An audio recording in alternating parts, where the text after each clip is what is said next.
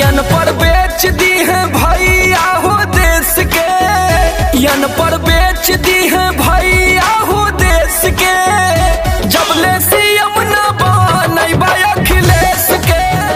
मुलायम जी के राजी दुलारे अखिलेश अखिलेश पूरा यूपी पुकारे।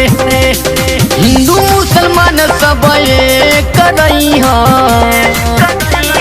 एकता का लेके संदेश यही भैया अखिलेश यही एकता का लेके संदेश यही अब की अखिलेश।